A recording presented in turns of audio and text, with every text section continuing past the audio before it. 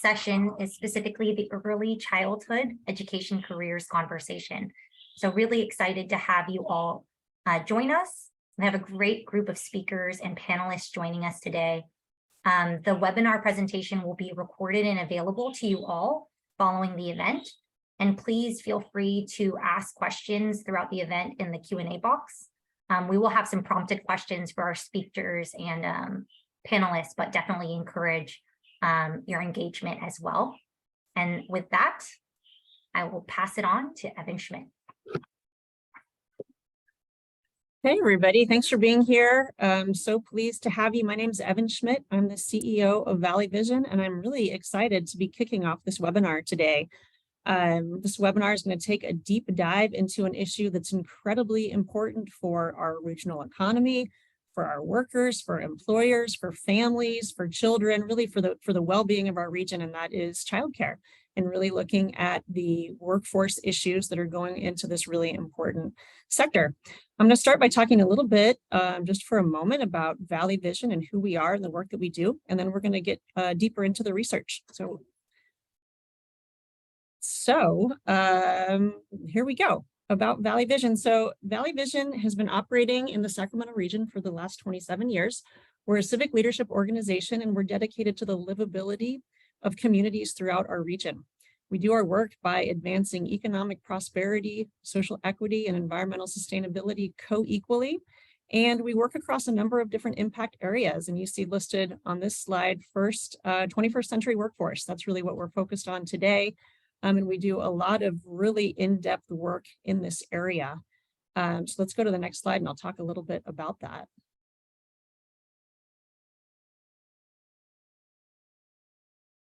Here we go.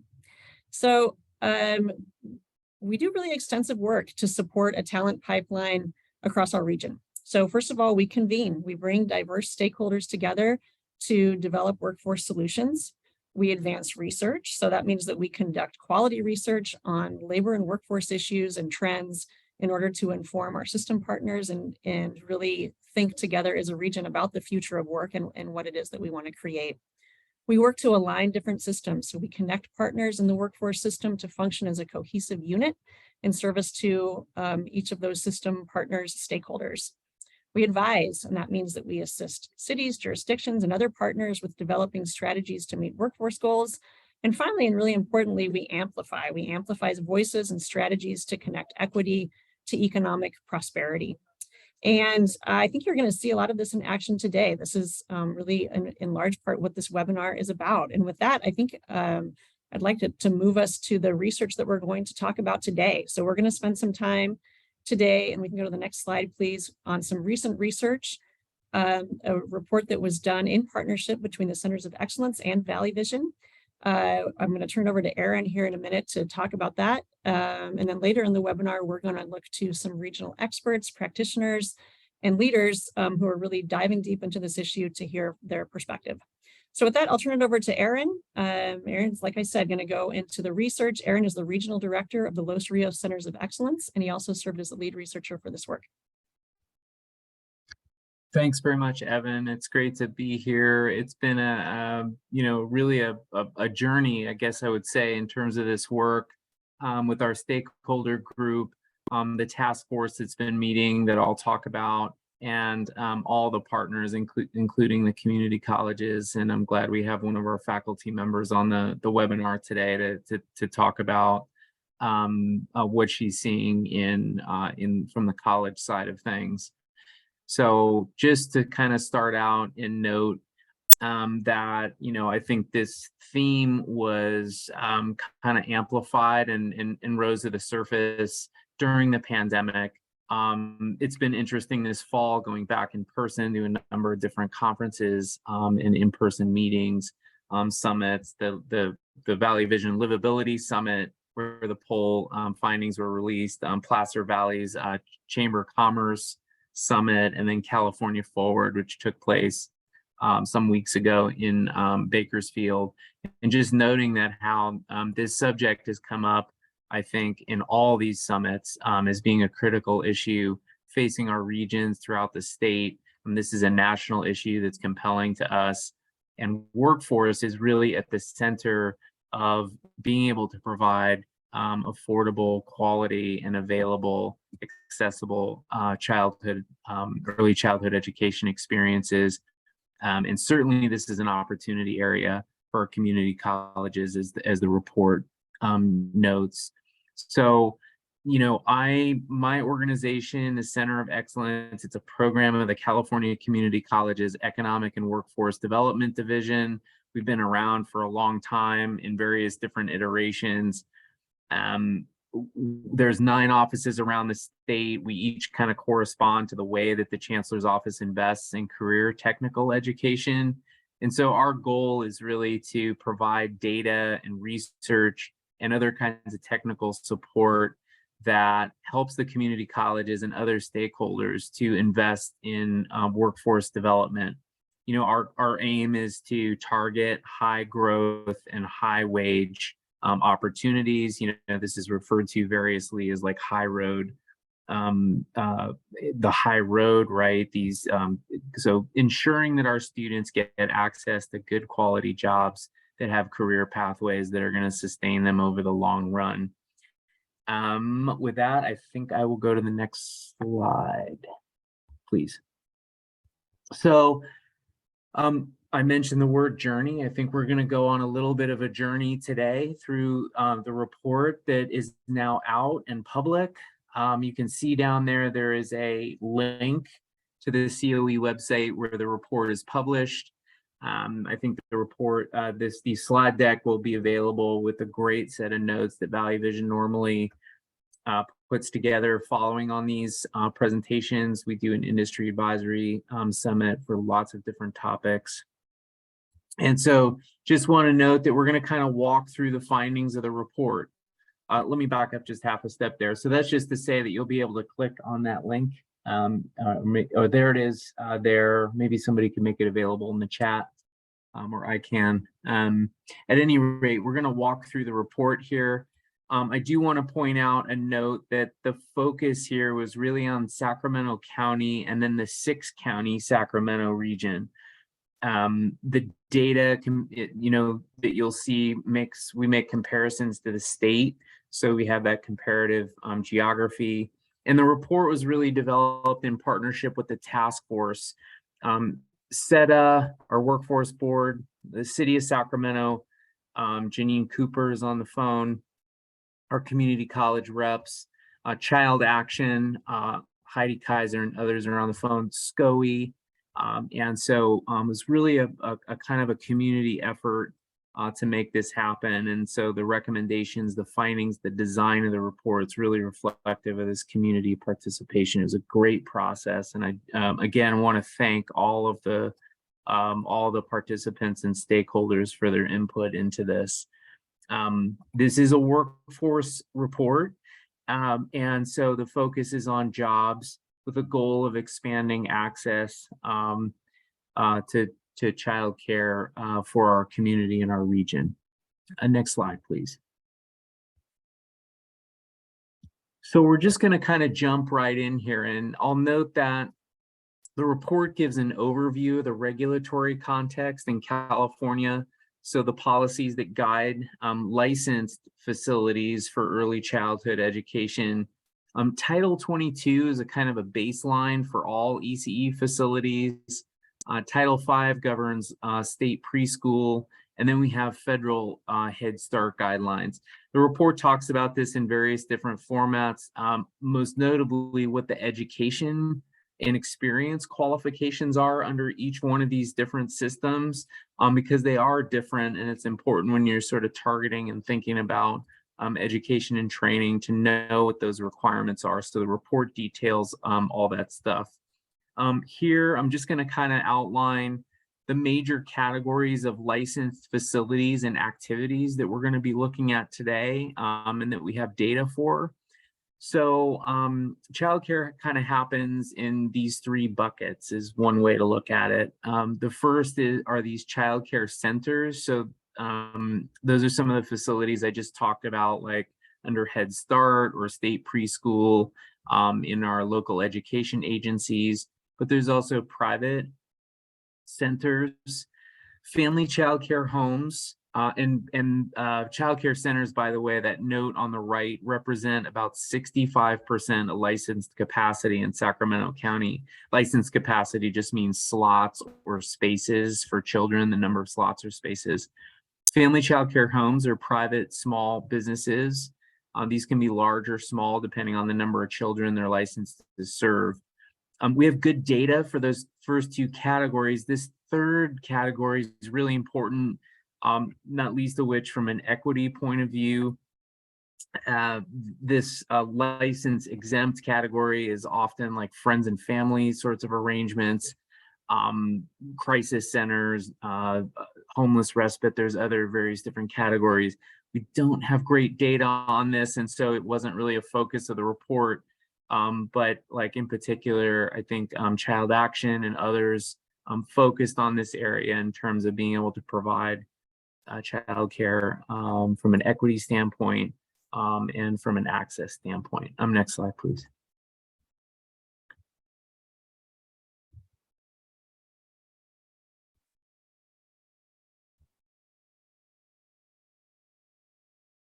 It's the slide with the squiggly lines on it.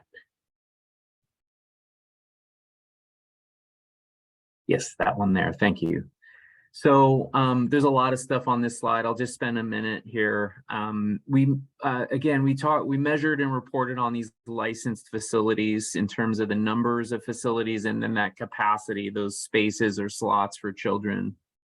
And so here you can see the trend over time between 2014 and 2021. On the left-hand side, we're looking at 5 family childcare homes. On the right, we're looking at early childhood education centers. So let's start on the right-hand side, and you can see here Sacramento County, which is the green line, and the region, which is the orange line, have been pretty resilient through the pandemic. Overall, the number of licensed spaces in 2021 is about 5% above the levels of 2014. The measure, this is an index chart. The state fared worse. You can see the state sort of dips down that blue line and finishes up 3% below 2014 levels. On the left, the big finding here that we've written about and others have written about is the challenge faced by family childcare homes. So you can see this rebound between 2019 and 2021, which is a result of the supports that were put in place during the pandemic. And they've sort of rebounded, but they finished up still with levels below 2014 levels, 4% lower in Sac County, 10.5% lower in the region, and the state level 13% lower than 2014 levels. So just kind of bottom line here, this note on the bottom, in 2021, Sac County had just 1.6% more spaces, including centers and family childcare homes, than it did in 2014. The figure was 0.7% for the region, basically meaning there was a slight increase, but basically stayed the same. So we have this sort of stasis, as it were. Next slide, please. We measured the population. I'll just wait just a second here.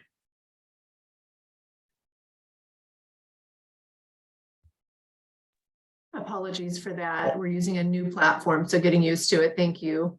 No problem. So we measured, we looked at population data and found that Sacramento County and the region have a different trend than California. So looking at the population of children ages 0 to 5, the population stays pretty consistent in Sac County and the region, but in California, the population of children between 2014 and 2020 dropped by 7%. I found that statistic rather staggering.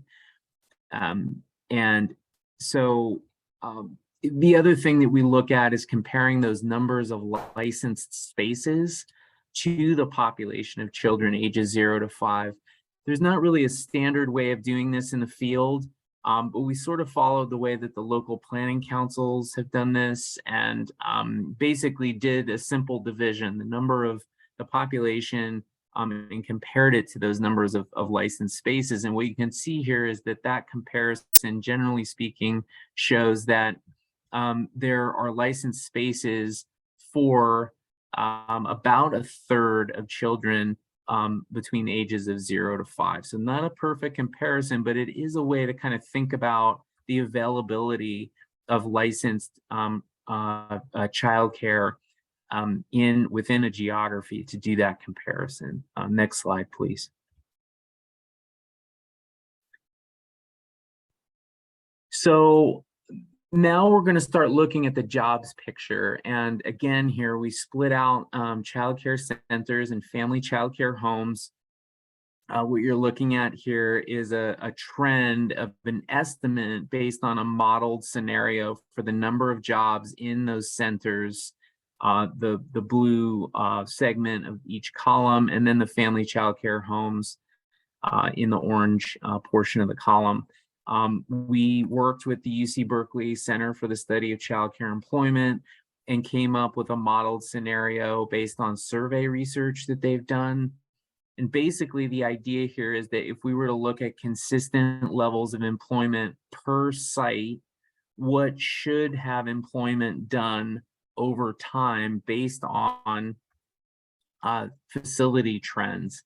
So this chart is showing Sacramento County, and you can see that the total numbers here, that thing in bold, that number at the very top of the columns, dips a bit between 2014 and 2017, then a little bit less in 2019, and then increases in 2021. Again, as a result of some of the supports put in place during the pandemic.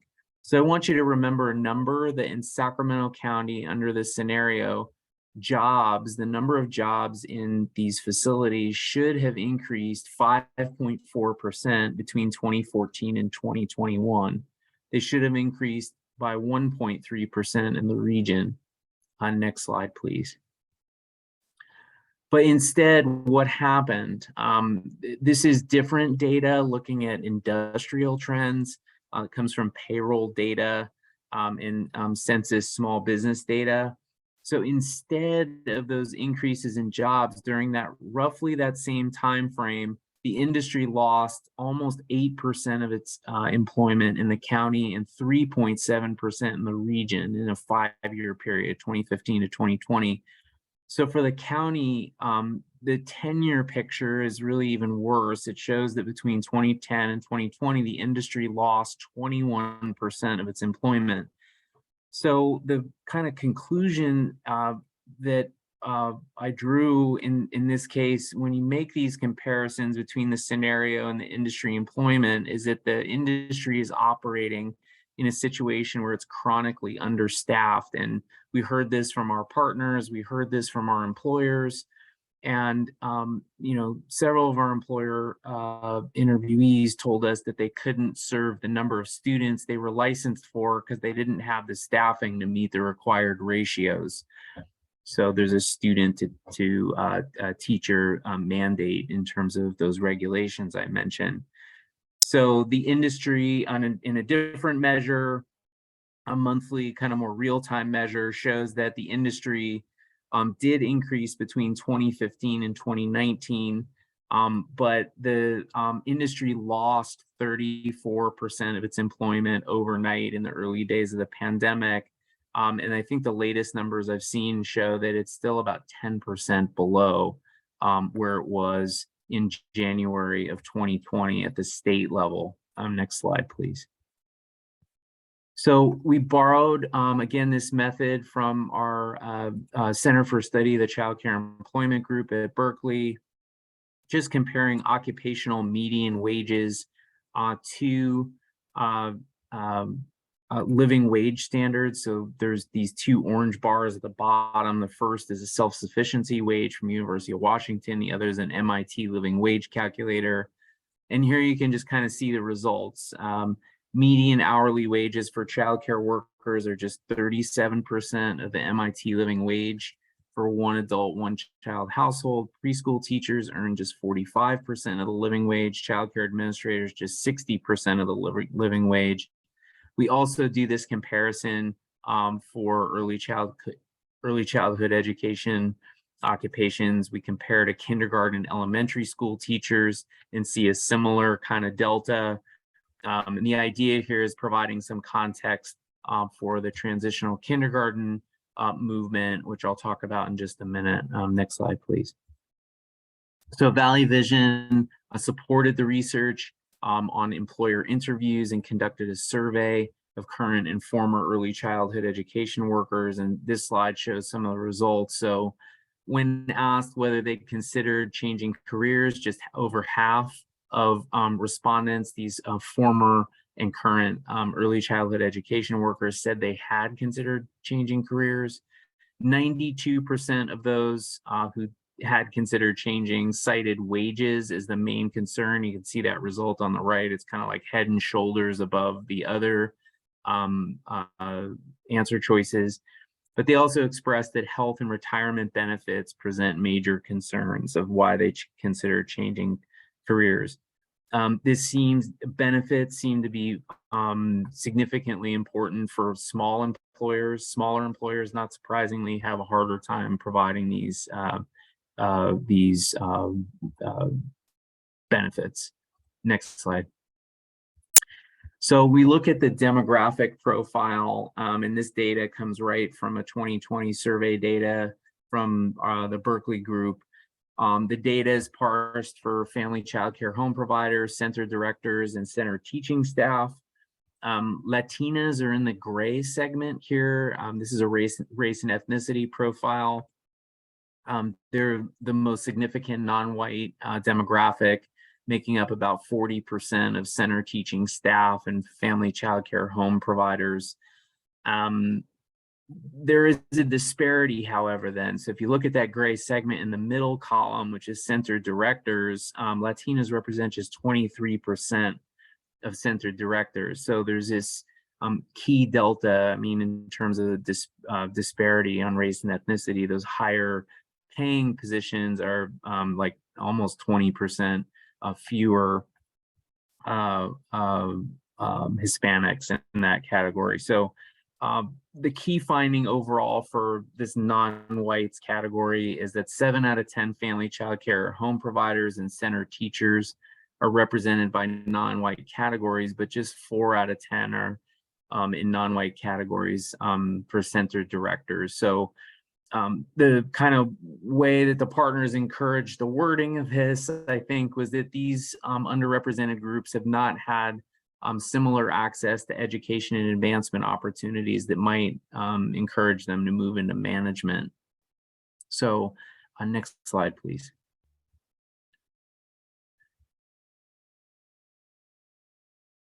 So when we look at, this is age, pardon me, I think I might be skipping something here. Age profile, okay, cool. Thank you. So age profile, so there are some retirement considerations. Large shares of the workforce are in older categories. I mean, these are the measures of those same 3 categories: center teaching staff, directors, family child care providers.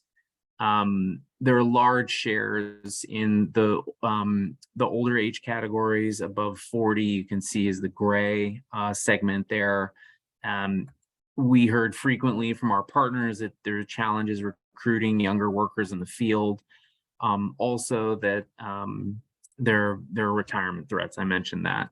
So in the centers, more than half of the teachers are age 40 and older, nearly a third are over 50, but just a fifth of the teachers are younger than 30.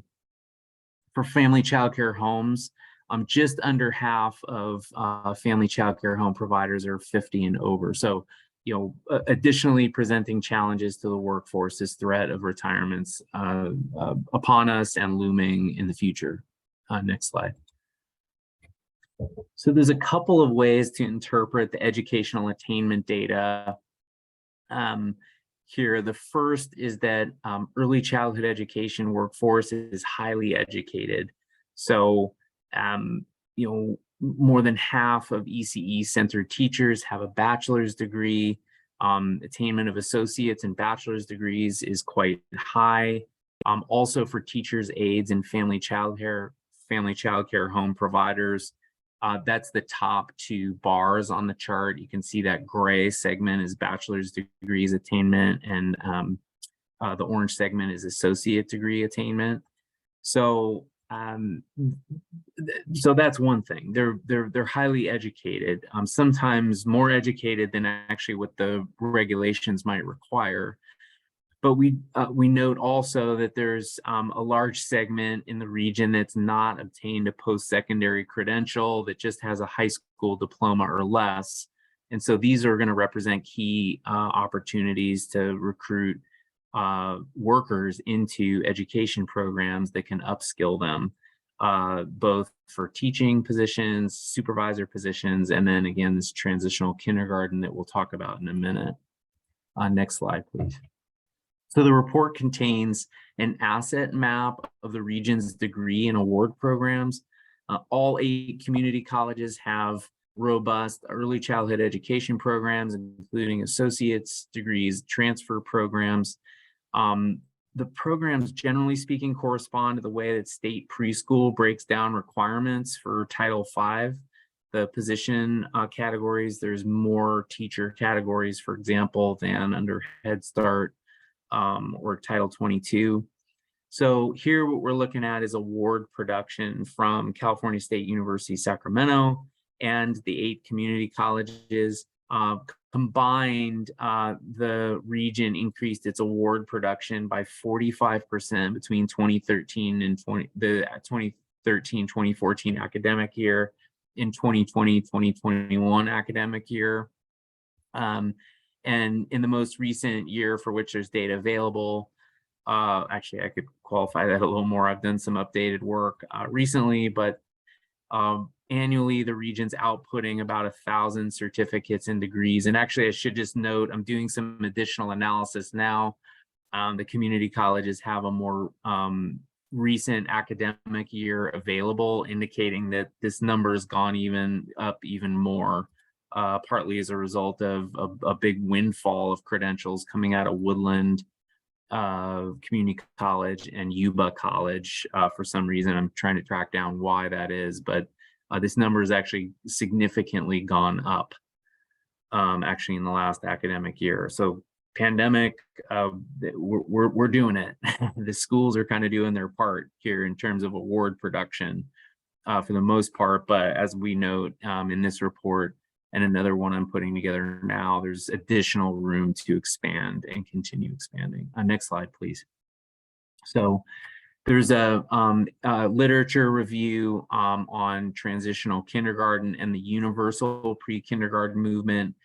Just briefly here, the policy that's been rolled out now is on transitional kindergarten side is a plan through 2025 to basically triple the number of children served in the state from 100,000 to 300,000, sort of this big audacious goal, making a public kindergarten a 2-year experience available to 4-year-olds in California, regardless of income. Not everyone will choose to send their child to transitional kindergarten, but the idea is that it would be available without any kind of special qualification. We cite some data from that same Berkeley group, Center for Study of Child Care Employment, and then the Learning Policy Institute that has projections on workforce based on these policies. So Berkeley group projects 8,000 to 11,000 additional TK teachers and 26,000 additional aides being needed if this program fully rolls out. But you know, as we talk to people in the field about this, it does seem like the jury's still out. What will the uptake be? Will these just be part-time or full-time positions? We are seeing some shuffling going on. So existing elementary school teachers just getting their ECE qualifications and moving into these positions, potentially because there's lower class sizes. There's going to be some shifting around on the other side. Our existing highly educated ECE teacher workforce getting the teaching credential from sort of, new credentials coming out from the state level. But, you know, again, we noted these challenges around wages and job quality. I mean, this does represent a potential pathway in terms of a more high road type of a scenario in terms of wages and benefits. I mean, again, the report notes the kind of delta in terms of hourly wages between kindergarten and elementary school teachers versus the various categories under early childhood education. So the promise is there. It's a policy-driven approach, and it merits attention from our regional partners. So just a couple more slides, kind of wrapping up here. So we noted the job quality and wage considerations that I just talked about. The report with the partners that you know, our stakeholder group had access to the report. We sort of co-wrote in a way the recommendations, and the big takeaway, I mean, I have ultimate authorship, of course, but I can take responsibility, but we had a lot of input. The big takeaway invites regional coordination to have education and training partners coordinating with other stakeholders around these job quality and wage issues as we expand education and training support. So, you know, just kind of one big thing I noticed as I was talking to folks was that it does seem like folks need a place to go in terms of coordination. So this is one key takeaway to be working on all this stuff together. Support for universal pre-kindergarten and transitional kindergarten was a recommendation in the report, as are other efforts like reimbursement reform that can offer additional support to increase wages. The report recommends increasing award production. And as in doing this, and a lot of schools are working on this already, enhancing non-traditional modes of delivery, online, asynchronous ways to access these education pathways. Enhancing pathways supports with practices we know work, cohort-based learning, math and English support, education stipends, mentorship. Some work I'm doing now suggests that entry-level credentials could be helpful on bringing people into the fold and supporting that pipeline pathway development. There's just one school I've noted, I think it's Folsom Lake College, that has a certificate that supports assistant teachers. The DEI piece, practices, encouraging additional practices to support these underrepresented groups to advance into management positions. How can we better be doing that? Last slide, please.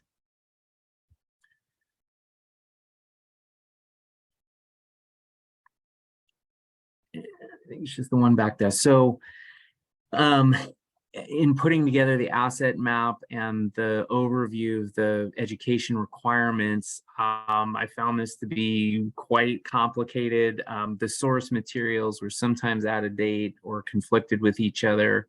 How might we expect students to be able to navigate this, or like career explorers? So the report makes some recommendations around improving these sorts of materials and democratizing the way that students access programs and what they can know about what's required to advance.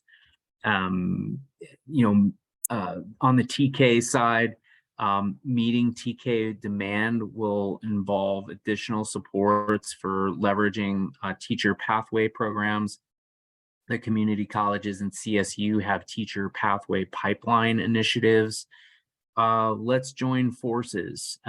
This is a way to kind of mitigate risk by encouraging folks, if those TK positions don't materialize, well, maybe they can teach first or second grade by earning new credentials that are kind of rolling out as the state visits how to kind of put this together. I think it's I'm forgetting the name of the new credentials. Someone can better speak to it than I can. But there's a TK3 credential that's kind of under consideration now. We talked about additional supports for pathways, things like credit for prior learning, work-based learning, There's some apprenticeship programs that are going on in our region between SETA, City of Sac, and the community colleges. And then the final thing I'll mention here is just, again, getting back to this kind of family childcare home piece, the struggles that they've endured statewide and here locally. How can we sort of enhance our support for small businesses that go through the permitting process and navigate other kinds of regulatory concerns? Get training on safety training, for example, is one thing that's been noted. CPR, first aid, stuff like that, and any education units they need. So with that, I'll kind of stop. Again, I invite you to please read the report. My last slide has my contact information. Again, there's a link to the report. I think it's on just the contents slide, so you can link to that and download and read. And thank you so much for your time. It's been a great process, and I look forward to the conversation today. Thank you. Thank you, Aaron. I know this was a huge project when we first started out, just trying to figure out even where to focus the priority, because childcare is so encompassing, and a tremendous amount of work on your part to sift through much data and help us concentrate in ways where it can be encapsulated, where we could develop recommendations. So I appreciate that. I'm Renee John. I'm Director of Workforce Development for Valley Vision. It'll be my pleasure to facilitate the panel discussion. A couple questions to Aaron first. One of the questions was, what counties were represented in the greater Sacramento region that you studied? It's a 6-county region. So it's the standard SACOG planning unit. And should I do the rundown? Sacramento, Yuba, Yolo, Placer, El Dorado, Sutter, I think. Yes. And okay, then, great. of course, the focus on Sac County. So there's data that kind of compares the 3 geographies, Sac County region, and then California level. Thank you, Aaron. And then a question that was submitted prior as part of the registration process. I think you answered some of this in your data, but the question is, in the filling of job vacancies, how important are wages versus the availability of trained personnel? I don't know if you have any thoughts on that question. We can also pose it to the panel later. Yeah, I think I need to digest the question a little bit. In other words, like, is there a scaled criteria? Is one thing more important than the other? And so both are important. Normally there's a kind of a gap assessment. I'm doing this now where we look at projected annual openings for occupations and then compare that to the number of awards that we're issuing on an annual basis. By the way, that reveals a significant gap for the teacher categories when you do that analysis. So that's a consideration. And it is important for us to look at the wages as well. We've seen, as I just presented, the challenges around wages in this field. I think the question for us, we're labor market people. Yes, we set thresholds. I showed some of those criteria, labor market research people. I think it's incumbent on all of us to decide as a group what priorities we're going to have for career technical education investment and other kinds of supports that we'll issue. I mean, we know there's demand. We know there are these chronic shortages. We know that we are sort of compelled to try to improve these wages and working conditions. How can we work together to do both at the same time, meet the demand, and ensure that students are going to hang around for a while and advance through the ranks by improving those job quality issues? I think what we maybe can't do is just sort of turn our back on the whole situation and say this is a low wage field.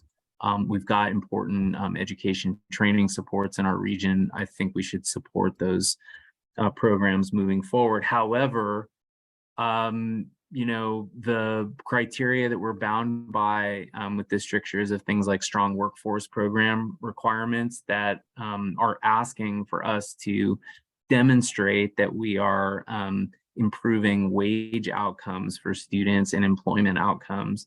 Those are real factors that deans have to take under consideration as they're doing this. So, you know, we do the best we can. I've tried to sort of present the different perspectives on what we're facing here. And, you know, the last thing I'll say is, I mean, our economy doesn't work as it should if we can't do this. I mean, we experienced this during the pandemic. People can't like go to work if they can't find quality childcare. So we know this. So it's a hard problem, and we're going to continue working on it. Thanks, Aaron. I appreciate it. And Aaron will be hanging around if additional questions come up as we move into the panel discussion. I am going to be introducing to you a powerhouse of individuals that we have on this call. So hold on to your seats through these introductions. First, I want to introduce to you Denise Lee, who has been working for the Sacramento Employment and Training Agency since 1991 and serves as the Deputy Director of Children and Family Services Department. In this role, she oversees a early Head Start budget of more than $63 million, serving 5,200 children and their families ages birth to 5 and pregnant women. Head Start provides comprehensive child development services, including school readiness, nutrition, health, oral health, and mental health services, special education, and parent engagement. In addition, Denise serves on various boards and county and state boards, advocating and educating on critical issues for the state's most vulnerable populations. So thank you, Denise, for being here. I'm also going to introduce to you Stephen Hicks. He is an early learning coordinator for the Sacramento County Office of Education.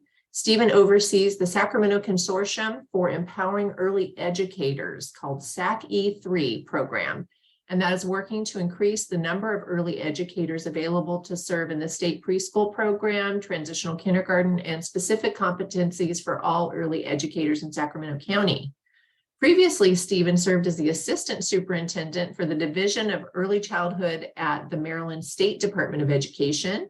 And prior to that appointment, he served for 8 years in the Obama administration as Senior Policy Advisor at the U.S. Department of Education, where he focused on advancing the National Early Learning Agenda through the Early Learning Challenge and Preschool Development Grants. Additionally, he has spent time as a pre-K through 3rd grade teacher for 20 years and a university level educator. So Stephen's like 150 years old, and we're glad he's here with us today. We also have Dr. Ana Garcia Navarez. She is a professor of child and adolescent development at California State University, Sacramento, where she has taught graduate and undergraduate level courses. She's previously served as interim associate dean for the College of Education and chair for the Child and Adolescent Development Program. Dr. Garcia Navarez is known for her awareness in the preparation of culturally and linguistically diverse teaching workforce. She has produced and published multiple research articles, book chapters, textbooks, and has presented at more than 20 international and national conferences. We're grateful to have you with us today. We also have Janine Cooper, who is the Child Care Project Manager for the City of Sacramento and has been in this role since October of 2021. Prior to that, Janine worked in the field of early learning and childcare for close to 20 years in both the private and public sectors, supporting early learning and childcare educators in their growth and development. In her current role with the city, Janine works in collaboration with community stakeholders to increase the amount of affordable quality childcare programs throughout Sacramento and support the development of a well-trained childcare workforce. Thank you for joining us, Janine. 2 more introductions for you. We have Lori Perry, who is an early childhood education professor and coordinator for Sacramento City College in the Los Rios Community College District. Before becoming a full-time professor at Sac City College, Lori worked in Head Start, private early childcare education programs, and resource and referral. She's been an adjunct professor at several local colleges, as well as Assistant Child Development Center Director at Solano Community College. And we have Heidi Kaiser, who leads public policy work for Child Action Incorporated. She represents CAI as the Policy and Advocacy Committee Chair of Sacramento County's Children's Coalition, in addition to serving on various other advisory committees. Previously, Heidi worked for NSPCC in the UK, which I did look that up, and that is the UK's leading children's charity, working on behalf of children and child abuse considerations. There, her advocacy focused on children's mental health and online safety. She holds a doctorate of jurisprudence and has worked under leaders in both the executive and legislative branches in Washington, D.C. So when I said there is a powerhouse on this panel, I am not kidding. I'm sort of intimidated myself just to be facilitating, but I'm going to do it anyway. So we have a few questions just to get the conversation started. And then there were some questions that were submitted in the registration process. And I also see some questions that have been provided in the question and answer already. So I'm looking forward to visiting those. And as other questions come up for you, go ahead and put them in the Q&A and we'll get to as many as we can. This is intended to be a conversation. So any questions from attendees are encouraged. So the first thing I want to ask each of you is what stands out to you most after hearing the findings from this report or after reading the report? What was most impactful to you? And I'll start with you, Denise. So thank you, Renee. So for me, actually, it is just how closely the data mirrors what's going on actually in the real world. It is let me give you the example from a Head Start perspective, or Head Start Sacramento. So Head Start Sacramento employs more than 1,200 employees. 50% of those are teaching staff. And last year collectively, we had about 120. So about 21% of our teaching staff leave their Head Start employer. So that's about 26% of those left for higher wages, and an equal amount actually left for retirement. So again, very, very close to what's in the actual report. And most of us were able to replace about 70% of those teachers, but that still left 30% unfilled. So if you're starting your new school year on an unfilled staffing pattern, it equates to not being able to fill your classroom. So a typical year for someone like SETA would be maybe a 10% vacancy rate. And these numbers represent like 2.5 times that. And what it equates to, if you're starting your school year with not enough teachers, for us, it equates to about 300 children that are unable to start school in the fall. That's 14 classrooms or 5% of our program at any given time. So it is dire, it is real, and the demand for childcare is up, but our ability to provide is down. So I think for me, it's really just how closely it replicates what's truly going on and what a crisis that we're in and the exact implications for our community who needs our services. Thank you so much, Denise. Very impactful. Stephen, what stood out to you most in the report? Great, and I couldn't agree more with Denise about the data mirroring what's actually happening in all our programs, not only in Sacramento County, but all over the country. I want to thank you, Erin and Renee and Valley Vision for this report. I think it really lays out a very complex early learning and care workforce system in an accessible way, which is really important to everyone in Sacramento County, because we all should be concerned about these challenges. Parents, policymakers, institutions of higher education, educators, and every employer that depends on workers who need stable, affordable early care and education programs. The report is a real call to action and urgency around the early learning care workforce in Sacramento County. And what stands out for me are 3 basic areas. I think first, the accelerated decline in family childcare homes. It's an important part of our mixed delivery system and critical to the success of universal pre-K. And it also provides learning and care areas where there may not be other options, child care deserts, for example. Many parents choose family child care homes because they provide a nurturing environment for their children. And we want to always maximize parent choice. The other part is this loss in early learning and care jobs. And I think that's been talked about a lot already, but this really results in children not being served. I think the number Denise gave of 300 children not being served, not getting that preparation needed to be successful later in kindergarten is really staggering. And what also often happens is that parents need childcare, they need early learning for their children. And one of the parents, if it's a two-parent household or sometimes a single family, they may have to drop out of the workforce. And it often is women that are doing that. And we've seen that decline in the workforce everywhere. And then finally, this notion of the aging workforce, where the report talks about family childcare home providers being over 50 years old, and 80% are over 40 years old, and 50% of center staff are also over 40 years old, leaving only 3% of the staff that is really under the age of 30. And this means much of the workforce is close to retirement. So these are real problems that we need to address and we need to strategize about, and it's urgent. Thank you, Stephen. Appreciate it. Anna, can you give us your thoughts on what was most impactful to you from the report? Yes, thank you for having me. And as I read the report, as well as I, heard Erin talk about the statistics and the numbers of the findings, I found that 40% of family child care providers and center teachers are comprised of women of color.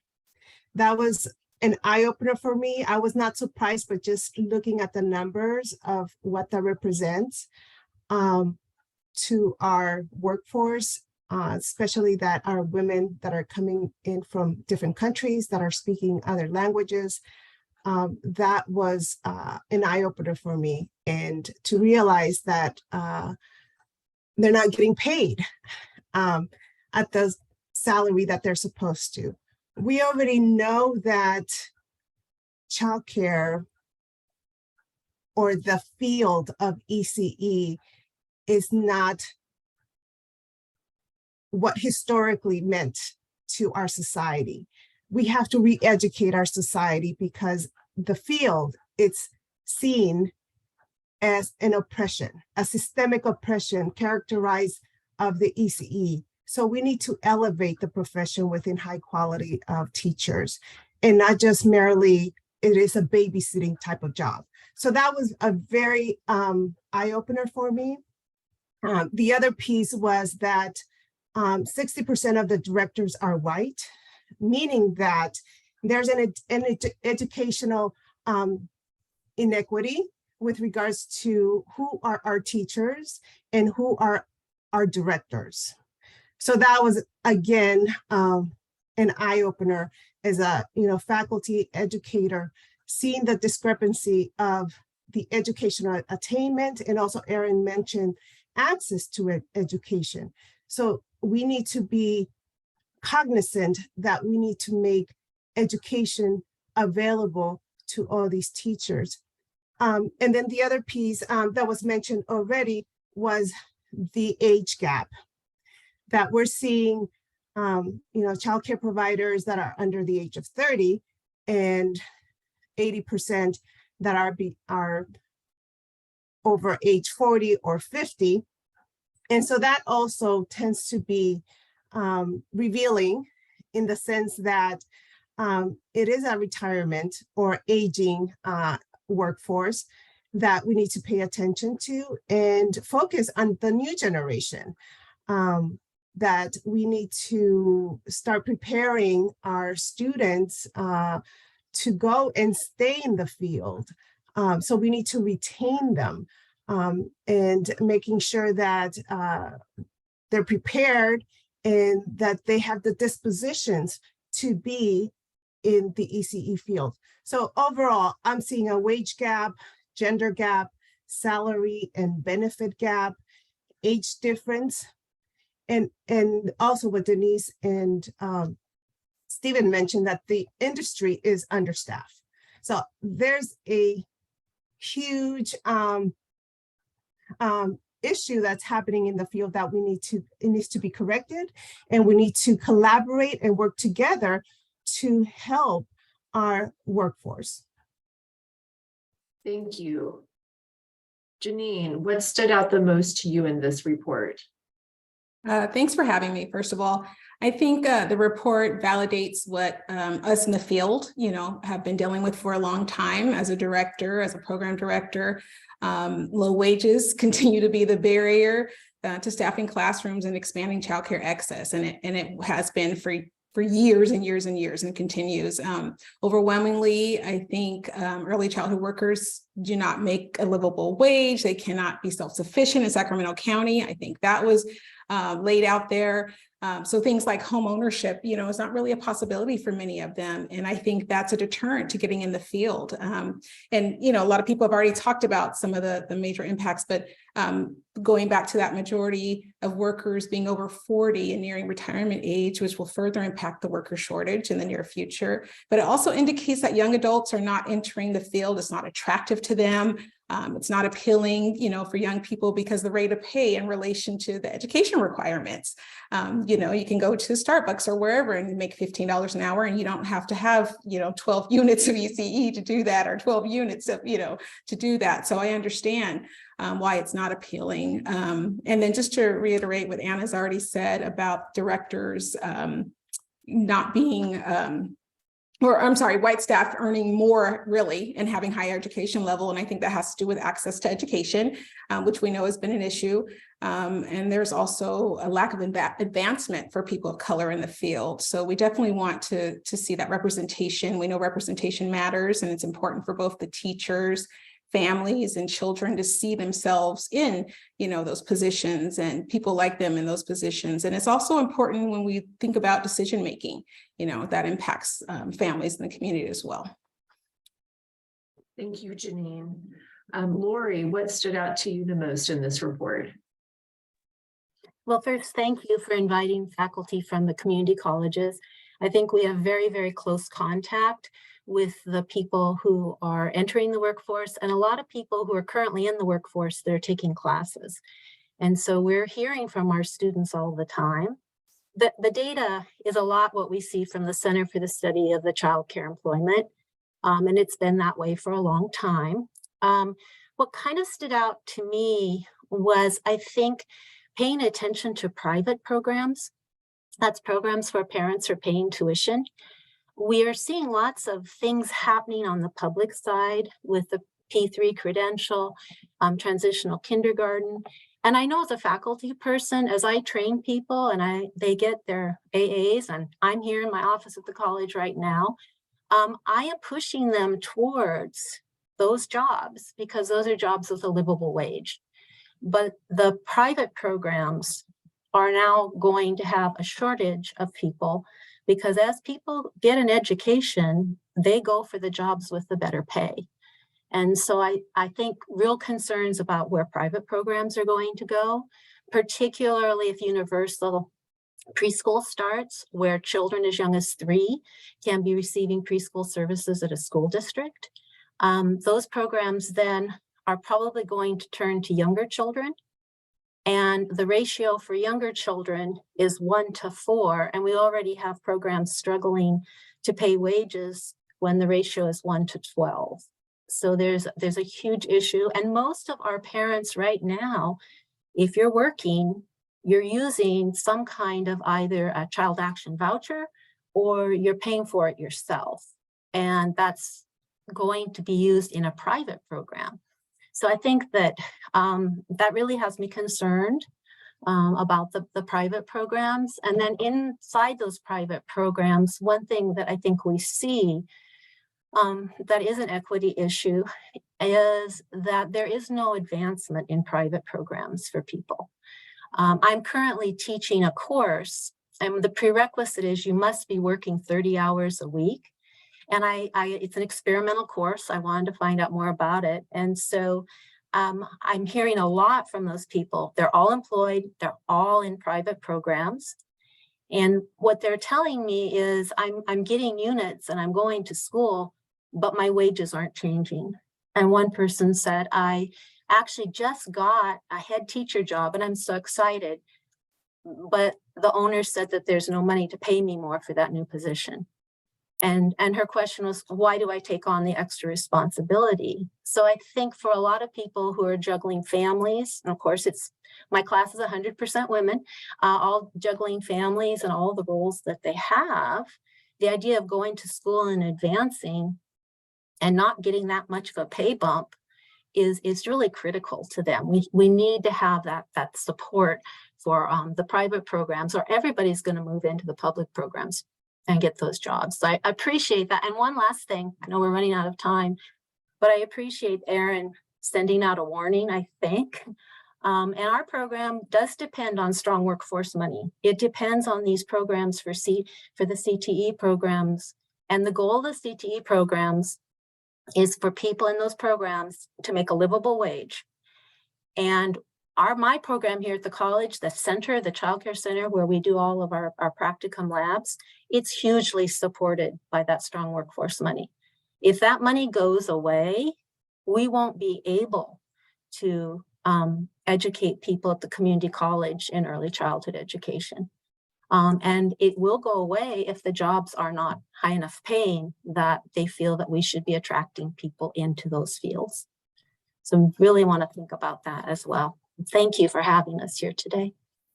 Thank you, Lori. It is a kind of a catch-22, isn't it there? Heidi, can you give us your thoughts on the report? What stood out the most to you? Sure. Thank you also for inviting Child Action to be a part of this table. So something that really struck me was how the report mentioned that capacity has remained relatively stable. We have similar levels of capacity to the 2019 levels. Probably that stability is likely due in part to some of those federal funds that have served as a kind of band-aid to our field.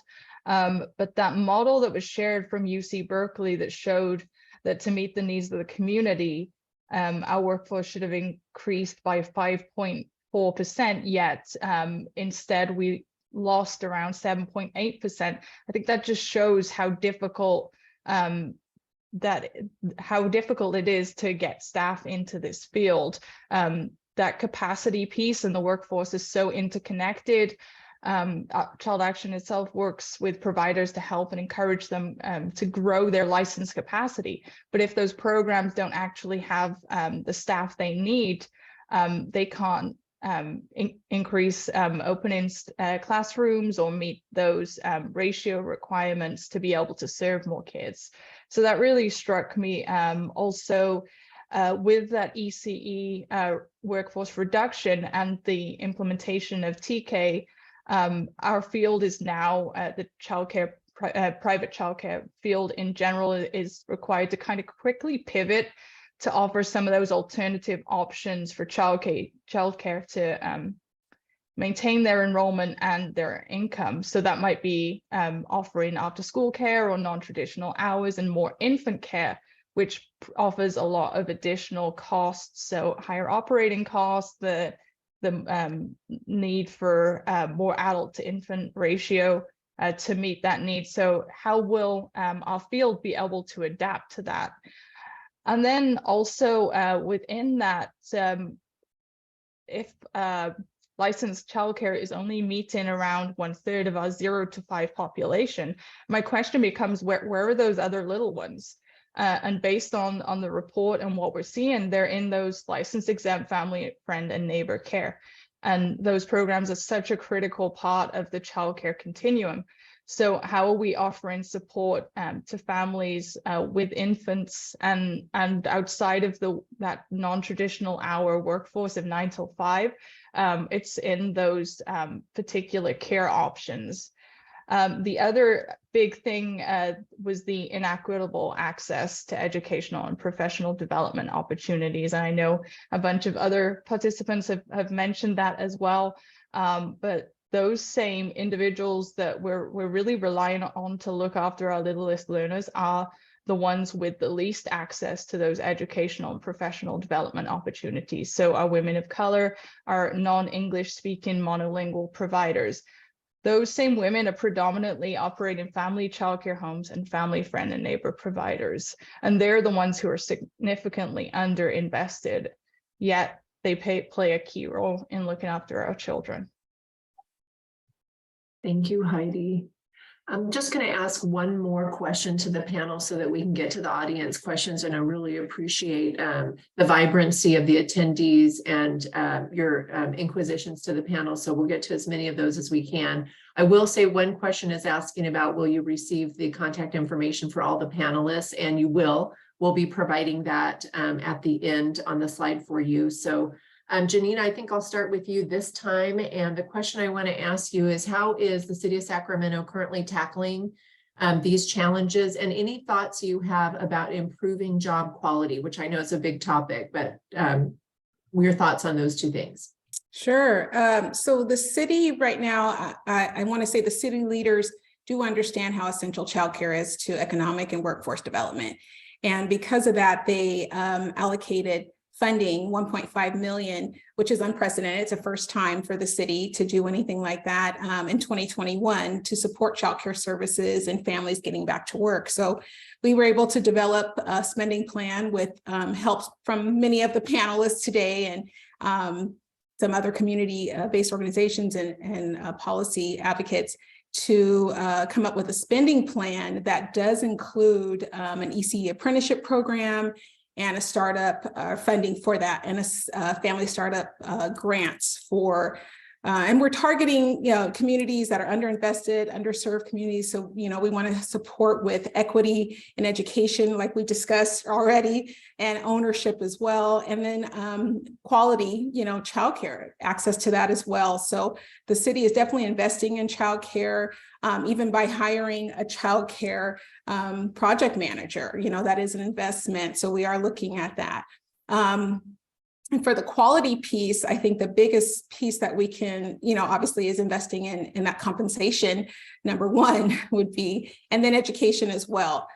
So I heard Aaron say earlier that there, other ways thinking outside the box to support with that education piece. We know there are some English language learners that Anna mentioned that are coming into the field that have always been in the field and that are still entering the field, and they need, unprecedented ways to gain those units that may not just be sitting in the typical class. It may be a cohort, it may be, night classes specifically for them. So those ways, but obviously compensation would be the number one way to do that. There's some wonderful models and things happening in like state of New Mexico.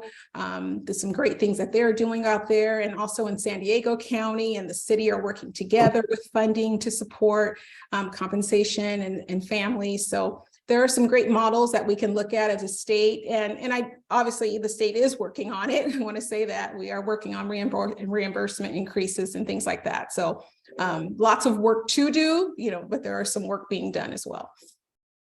Thank you, Janine. Denise, you've spent quite a few years in this field and as Deputy Director of Set a Head Start. What is your organization doing to tackle these challenges, and your thoughts about improving job quality in the industry? Yes, thank you. So a few years back, we realized very quickly that we needed to grow our own staff, that was going to be the most productive and practical way for us to stay afloat. So otherwise, we were going to be a revolving door with our childcare counterparts, trading staff on a regular basis. So we did some very concerted things. One was we created full-time, fully benefited substitute positions so that we can attract entry-level candidates. And I say substitutes and because we obviously have some education requirements in our classrooms to be in ratios and such, but if a substitute doesn't necessarily have those same requirements and can still be in class and in ratio. So we called it as a substitute. We got them in the door, we invested in them with training and agency-sponsored college coursework, which resulted in them being able to promote as they continue to obtain their units. So that was one way. We also forged partnerships with our community colleges to connect with the students that were in the ECE classes to see about them coming on board in these substitute type positions or other paid positions that we had. We developed also a DIR approved apprenticeship program through our community college.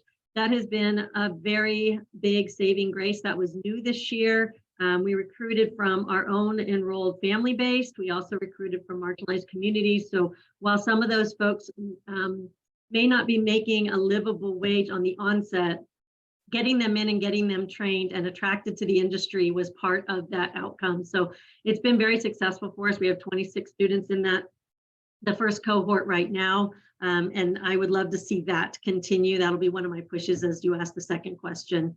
We also prioritized wages as we wanted to make sure that we kept pace with minimum wage, but that we exceeded it and that we used our cost of living allowances and other funds, even new funds or new grants, to really prioritize wage increases as part of our ongoing efforts. So that has been a real big push for us for the last several years. And we continue to invest in that as a high priority, especially for our teaching staff.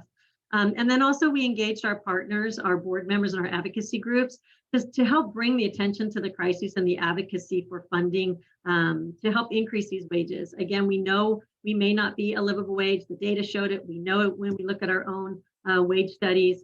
And the question is how can we attract folks to workforce development folks and colleges and other folks that invest in career pathways to pick ECE as one of their target audiences. I know they have deliverables and wages is one of them, but if we could take a close look at how we could really attract folks who may not even consider entering some of those higher wage jobs or are further away from their training ground to make it into those entry-level livable wage jobs, how can we bring them into the child development arena or the ECE arena and start to attract them then? Again, our experience has been with our apprenticeship program that we really reached folks that may not have considered either going back to work or may not have thought they ever could go back to work, but had a passion to work in this area. So that's one of the areas I think we should continue to support and enhance as we move forward. Thank you, Denise. Stephen, what is Sacramento County Office of Education currently doing to tackle these challenges, and your thoughts on improving job quality? Thank you, Renee. So the report calls out this opportunity we have. So there's a lot of statistics that are very distressing, but we have this opportunity to advance the early learning and care profession, which often lacks higher education credentials, through upskilling and degree programs. And Aaron specifically talked about this when he discussed the report. And this is the focus of some of the programs we have at SCOE. So, for example, we have the Workforce Pathways Grant that supports workers in programs, teachers, educators in programs that receive subsidies or public funds. But we have a new program also, and this is the Sacramento Consortium for Enhancing Early Educators, SAC-E3, and this supports any early childhood program, and particularly programs that are under the radar. And the report talks about family, friend, and neighbor and non-license exempt programs where most of the children are. So we include family, friend, and neighbor also in this program. So we can pay stipends for students that the early learning and care providers and teachers and educators that go to Los Rios colleges. So we're working with Lori on that to get units, and including ESL. So this topic has been brought up that we might have students coming from other countries, students that may have a second language other than English. And then so this program can also pay for that advancement in basic skills, but also to get an associate's degree, to get units for TK teachers, to support expanded learning. Or rather before and after school program educators. And then we also have a collaboration with 2 internship programs for TK through the SCOE internship program, and also Fortune School of Education, where we'll pay up to $7,000 of the tuition. And then finally, we're working with Anna and her team on a cohort for Sacramento to earn a bachelor's degree in child and adolescent development, and we'll support up to $10,000 for that. So I think, you know, there's been a lot of discussion about the low wages and compensation of this profession. And if we're going to support this profession in advancing their credentials, their degrees, their education, we're also going to need to compensate them in some way. Thank you, Stephen. Heidi, can you tell us what Child Action is currently doing to tackle these challenges, and your thoughts on job quality, improving job quality? Yeah, thank you. So in general, Child Action's program helps families select quality childcare settings that meet their individual needs. We also help administer the Sacramento County Childcare Subsidy program for low-income families. And just for a little reference, about 55% of the families on our subsidy program are currently using some form of in-home care. Many of them are choosing family, friend, and neighbor to supplement the needs for evening and weekend care, just because they might select a center in the week, but need those additional hours elsewhere. We also work very closely with the childcare provider community, particularly private family, friend, and neighbor, and family childcare home, and then also private centers.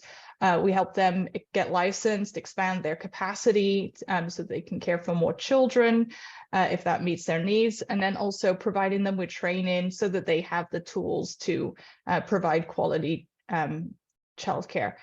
And then also within that, we work very closely with those non-English monolingual communities and those other culturally isolated areas within Sacramento County, and uplifting their needs and providing trainings in those languages.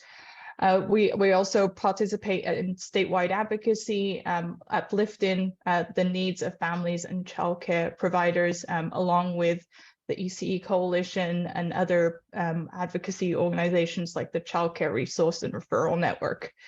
And we're a source of information for our local legislators and public officials around the childcare needs of low-income families and childcare providers.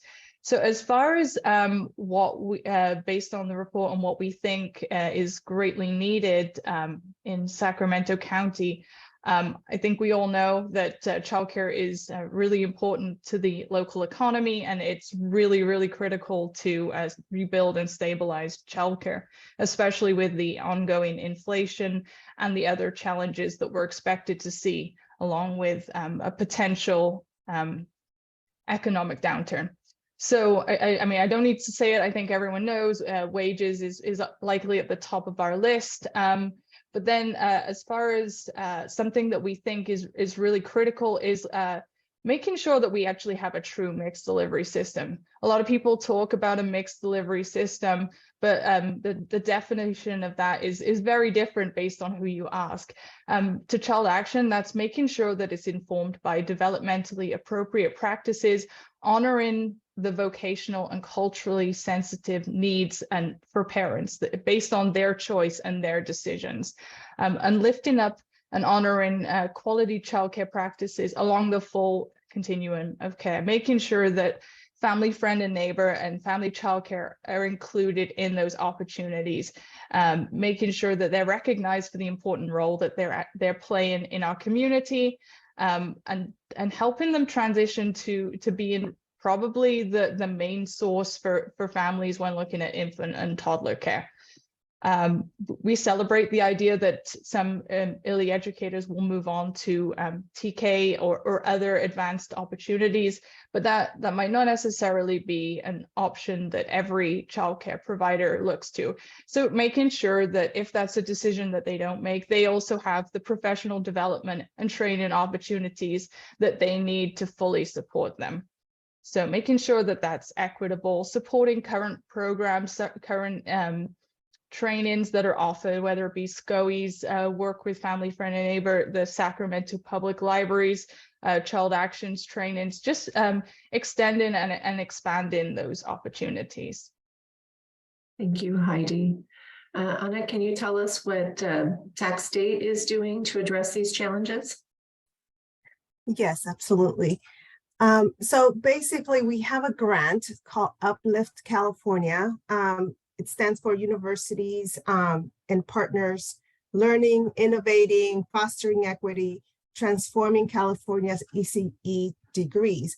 And part of this grant is to work with other CSU campuses, our community colleges, and other agencies in California, such as CTC, Early Edge, Peach, Tri-CEC, these agencies that are working and supporting students to get through the systems, whether it is the community college system or four-year institutions. So we're trying to make education accessible to students. And this is by this collaboration that we're making sure that the transfer process from the community college to the 4 years is clear and equitable to all students, making sure that the advising that we're giving students starting from high school is accessible, that they can get that information if they want to pursue child development, early childhood educational field, starting from high school. Looking at the possibility of dual enrollment, getting college credits for those high school students who want to pursue teaching as a possible career. Looking at the community college transfer pathways, what courses they need to take at the community college and transfer to the 4-year institutions, exploring the financial barriers that students are having. So providing them scholarships and letting them know from the beginning, this is the funding. I mean, that's part of what I'm working with Stephen in SACI 3, is that we're doing a lot of webinars and informing future students, the workforce, about these opportunities of funding, that if they are interested in pursuing a higher degree, here's the process of applying. We are recognizing Uplift is looking at experience, teaching experience that the workforce is bringing in order to obtain college credit. So that's a possibility as we are moving into these possible pathways, that they can earn credits as a possibility to earning a BA. Other things that we are working on, and we're going to start meeting this coming spring semester, is the PK3 Early Childhood Specialist Credential. Exploring multiple pathways for the PK3 credential. So what is this going to look like? We're looking at scenarios that our students are going to be coming in with.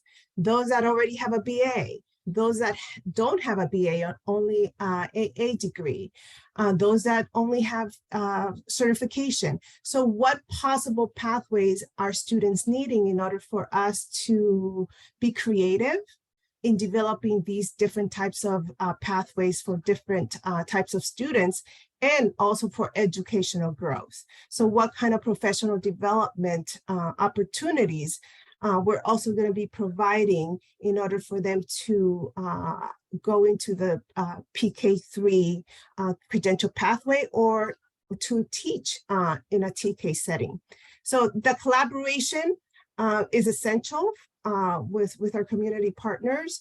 One of the things that we're going to start tapping into is also collaborating with our high school students.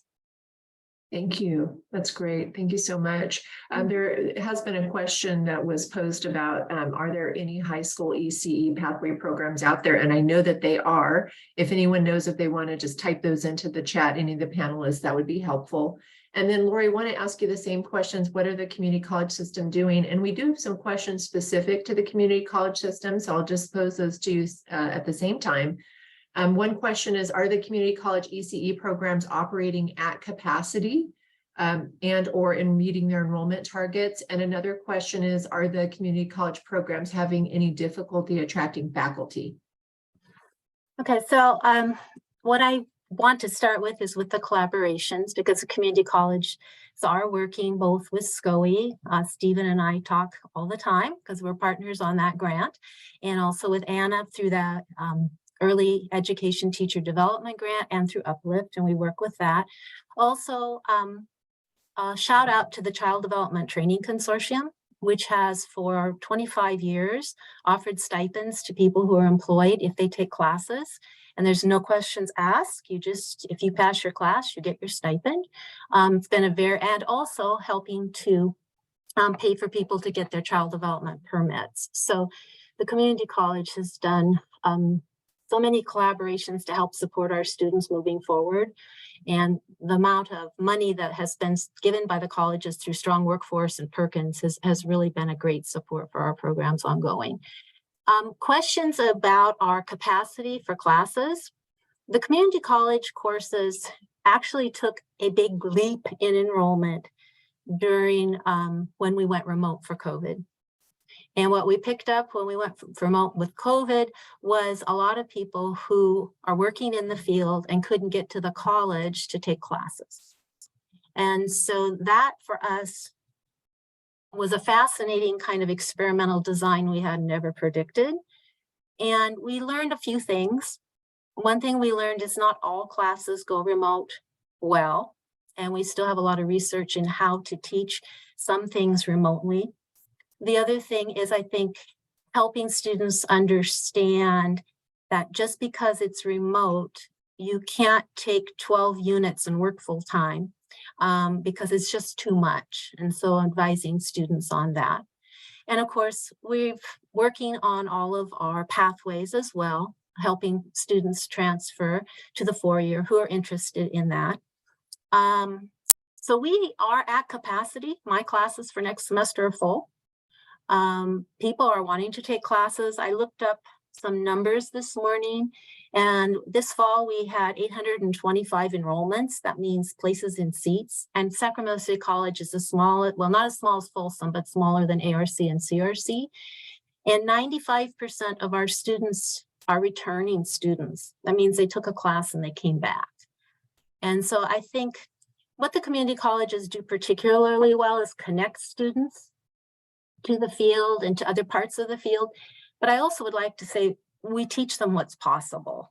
We teach them what quality should look like. And I have to say, sometimes that means people change jobs. Because once they know what it should look like and they know how they should work with children and they know what's developmentally appropriate, sometimes they leave their jobs to find a better job. And I'm never ashamed of the fact that somebody tells me that they did that because they took their classes, they learned what's best for children, they learned what should be out there for children. And I think that that's an important function that we serve, to teach them what they really want to do to support our smallest children. So I'm really proud of that work that we do there. Thank you, Lori. And I, want to definitely get to, there's going to be more questions than we can answer today. So we want to give you some information about how this work is ongoing and the contact information for the panelists.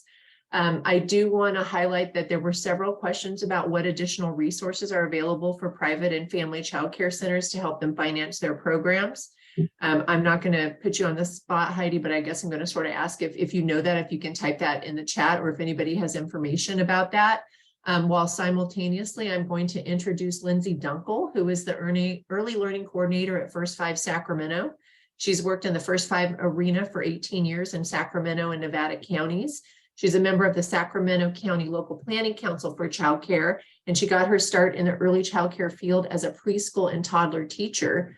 Both Lindsay Dunkel from First 5 and Heidi Kaiser from Child Action are hard at work on a coalition to continue to advance the work, the large amount of work that we've heard needs to take place. So I'll hand it to you, Lindsay, to let us know what's possible going forward and if there are ways for people to plug in to be a part of the solution. Thank you, Renee.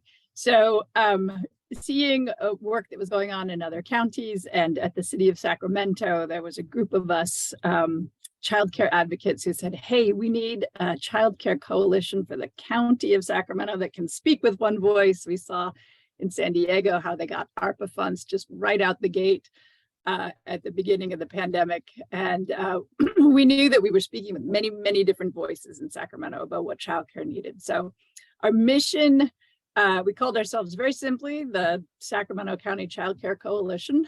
And our mission is to bring together an engaged group of people dedicated to improving access to and quality and equity of childcare throughout Sacramento County.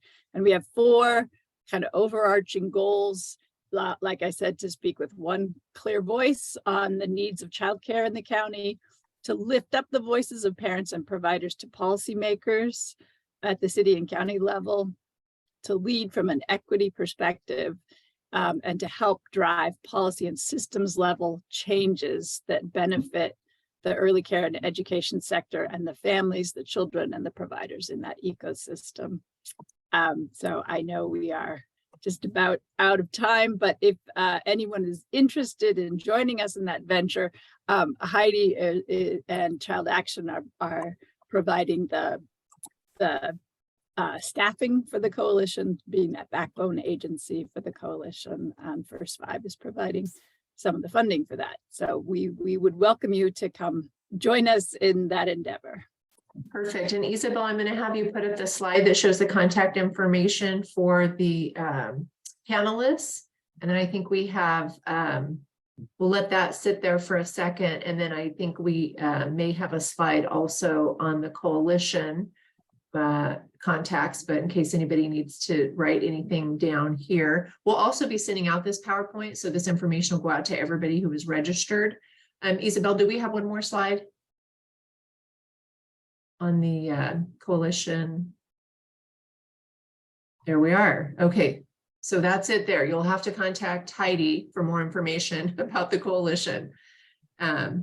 And thank you so much, everybody, for your time today. I know it was very robust. There was a lot of information in it. I hope just by virtue of hearing what each person is doing and what each of the different entities is doing, for me, it certainly gives me hope for the future. There's a lot of work that needs to be done. There's also a lot of work that's ongoing. And sometimes one of the biggest things that comes out of these sort of webinars or advisories is learning what each other's doing so that we can work together more effectively, and for even attendees that are on the call who don't know what efforts are taking place. So really thank everyone for the work that you're doing in this space, and Aaron for the research. And we know that the work will continue and we can work together hopefully effectively and efficiently by having this baseline report and knowledge of the efforts that are going on in the region. So thank you so much. And we'll be sending out the post-event materials along with a survey soon. Thank you so much. Have a great day, everyone. Thank you.